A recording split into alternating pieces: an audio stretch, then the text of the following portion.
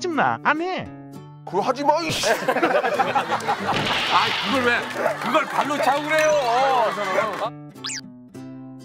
4년에 한 번씩 개최되는 지구촌 최고의 축제인 월드컵은 1930년 1회 대회를 시작으로 올해 2022년 어느덧 22번째 개최를 맞이했고 12월 19일 결승전을 끝으로 짧고 굵은 한 달이라는 시간이 지나면서 그 대장정이 마무리되었습니다. 특히나 이번 대회는 축구의 신이라는 별명을 가진 메시가 선수 생활의 끝자락에서 마침내 트로피를 들어올리며 그 감동이 배가 되기도 했는데, 비단 메시뿐만 아니라 축구 선수들에게 월드컵이란 4년에 한 번씩 개최되는 특수성의 국가를 대표한다는 사명감이 더해져 그 어떤 대회보다도 값진 중요한 무대로 여겨집니다. 그런데 마지막까지 어려움을 뚫고 최종적으로 승리한 국가에게만 허용된 이 트로피가 원래 다른 모습이었다는 걸 여러분들은 알고 계셨나요? 우리가 흔히 알고 있는 이 월드컵 트로피는 1974년 서도 월드컵부터 새롭게 제작된 트로피이고, 그 이전엔 전혀 다른 모양의 이런 트로피를 사용했었습니다. 이 트로피의 이름은 쥘리메컵으로 월드컵이란 대회를 처음 개최시킨 피파의 3대 회장 쥘리메의 이름을 그대로 본떠 제작되었는데, 1930년 제1회 월드컵을 개최하기로 결정한 피파는 월드컵의 상징이 될 수 있는 기념물을 제작하기로 결정하고 프랑스의 조각가 아벨 라플레르에게 제작을 의뢰했고, 그 결과 1.8kg의 순금과 2kg의 청금속이 사용된 높이 38cm의 쥘리메컵이 제작되었습니다. 월드컵이라는 처절한 승부를 다루는 대회답게 승리의 여신 니켈을 형성하여 만든 이 트로피는 1930년 1회 우루과이 월드컵을 시작으로 1970년 9회 멕시코 월드컵까지 무려 40년이라는 시간 동안 월드컵을 상징하는 트로피로 역사에 남았습니다. 그런데 이 긴 시간 동안 월드컵이라는 대회의 규모가 어마어마하게 커지면서 트로피 또한 가치가 폭등하여 몇 번의 안 좋은 사건 사고도 같이 있었는데, 첫 번째 사고는 제8회 잉글랜드 월드컵 개최를 코앞에 두고 벌어진 사건입니다. 당시 피파와 개최국인 영국 정부는 월드컵에 대한 홍보를 목적으로 일반인들 앞에 쥘리메컵을 공개하는 행사를 진행하였고, 개최를 약 4개월 앞두고 진행된 이 행사는 수많은 인파 속에서 성공적으로 마무리되는 듯 했으나, 경비가 부실한 틈을 타 괴한들에 의해 트로피가 도난당하는 참사가 발생합니다. 월드컵을 고작 4개월 앞두고 벌어진 이 도난 사건은 피파는 물론 개최국인 잉글랜드 전역을 발칵 뒤집어놨고, 만에 하나 도난당한 트로피를 찾지 못할 경우 트로피 없이 월드컵을 개최해야 하는 최악의 상황까지 염두에 둬야 했습니다.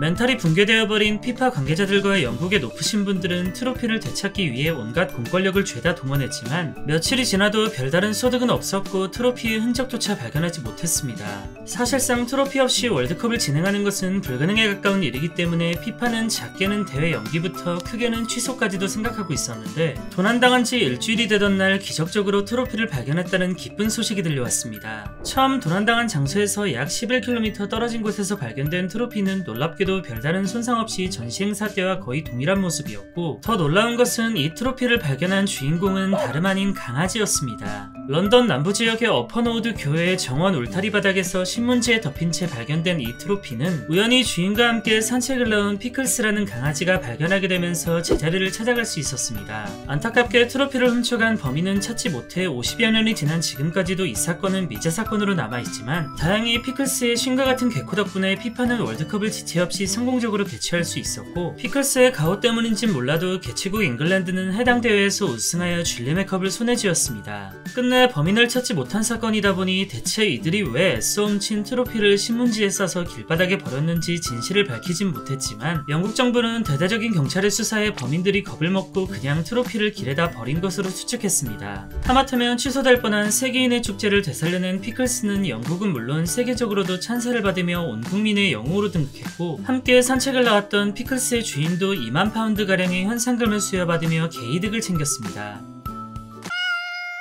그렇게 피클스의 활약으로 1966년 월드컵이 성공적으로 마무리된 후 4년 뒤인 1970년엔 멕시코 월드컵이 개최되었는데, 브라질의 우승으로 끝이 난 이 대회는 어떠한 규정 덕분에 아주 특별한 대회로 역사에 남았습니다. 월드컵의 창시자 쥘리메는 1회 대회 개최에 앞서 상징과도 같은 트로피인 쥘리메컵에 한 가지 규정을 걸어놓았고, 이 규정은 어떤 국가든지 월드컵에서 처음 3번을 우승하면 쥘리메컵을 영원히 소유할 수 있다는 규정이었습니다. 이미 1958년과 62년 두 번의 대회에서 연속 우승을 거머쥔 브라질은 이 대회까지 우승하며 최초로 3번의 우승을 한 국가가 되었고, 원래대로라면 우승 국가가 4년간 맡아만 두었던 쥘리메컵을 규정대로 영원히 소장할 수 있게 되었습니다. 축구가 모든 것이자 근본 자체인 브라질이 영원한 쥐리메컵의 소유국가로 등극하자 브라질 국민들의 자부심은 하늘을 찌를 듯 했는데, 이 자부심은 안타깝게 13년 뒤인 1983년 12월 잉글랜드 때와 마찬가지로 도난 사건이 일어나면서 처참히 박살나버립니다. 리우데자네이루에 위치한 브라질 축구협회 사무실에서 보관 중이었던 쥐리메컵은 1차 도난 사건과 흡사하게 경비가 소울의 틈을 타 절도범들에 의해 도난당해버렸습니다. 그나마 범인도 잡지 못했던 1차 사건과는 다르게 브라질 경찰은 용의자로 추정되는 3명의 절도범을 검거했지만, 이들은 범행을 시인함과 동시에 훔친 트로피를 이미 금으로 녹여버렸다는 충격적인 대답을 했습니다. 이 세상에 더 이상 쥐리메컵이 존재하지 않는다는 믿을 수 없는 이야기에 경찰은 물론 브라질 정부는 패닉에 빠지게 되는데, 더 환장하는 것은 범행의 증거라고는 이들의 진술밖에 없었기 때문에 트로피를 훔쳤는지 진짜로 녹였는지 그 어떤 진실도 확실하게 알 수 없었습니다. 특히나 경찰을 더욱 당혹스럽게 한 것은 이들이 트로피를 녹였다고 진술한 주조시설에선 트로피 성분이 전혀 검출되지 않았다는 점으로, 이 사건 또한 1차 도난 사건과 마찬가지로 현재까지 진실은 가려진 채 완벽한 미제 사건으로 남았습니다. 차이점이 있다면 영국에서 벌어진 1차 사건은 피클스의 활약으로 온전하게 트로피를 되찾을 수 있었지만, 이 경우엔 완전히 사라져버려 영영 찾을 수 없다는 것입니다. 웃긴 건 17년 전 영국에서 1차 도난 사건이 일어났을 때 브라질 언론은 사건에 대해 이렇게 언급하며 비웃었었는데,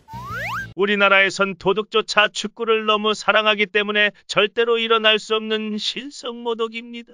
이래놓고 정작 자기들이 똑같은 방법으로 당해버리자 국제적으로도 개망신을 당했습니다. 그런데 이 사건은 범인들이 비록 범행을 시인하긴 했지만 여러가지 정황상 미심쩍은 부분이 상당히 많이 존재합니다. 일단 쥐리메컵은 순금만으로 제작된 것이 아니기 때문에 금으로 녹여봐야 훔친 노력에 비해 큰돈을 만질 수도 없을 뿐더러, 트로피 자체가 워낙 가치 있는 물건이다 보니 부르는 게 값인 상황이라 녹여버렸다는 이들의 주장은 신빙성이 조금 떨어집니다. 이 사건의 영향으로 피파는 트로피 연구 소장 제도를 완전히 폐지하게 되었으며, 각 나라의 국가 원수나 월드컵 우승 경험을 한 선수가 아니면 그 누구도 트로피에 손을 댈 수 없다라는 새로운 규정까지 만들어야 했습니다. 거하게 나라망신을 당한 브라질 축구협회는 1년 뒤인 1984년 자체적으로 제작한 복제품을 보관하며 애써 쓰린 마음을 달랬고, 도난 사건과 별개로 브라질이 쥐리메컵의 주인이 된 이후 새로운 트로피가 필요해진 피파는 이탈리아의 조각가 실비오 가자니가의 도움을 받아 우리가 아는 현재의 트로피를 제작하게 되었습니다. 당연히 지금의 트로피는 앞선 사고들과 연관지어 3번을 우승하던 30번을 우승하던 국가에 따로 증여되지 않고 시상식에서만 잠깐 쓰여지고,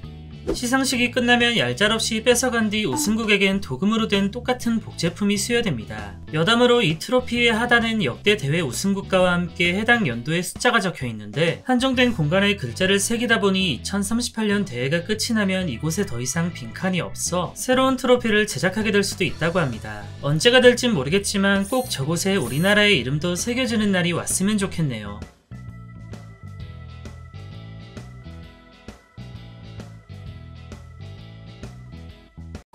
안녕히 계세요.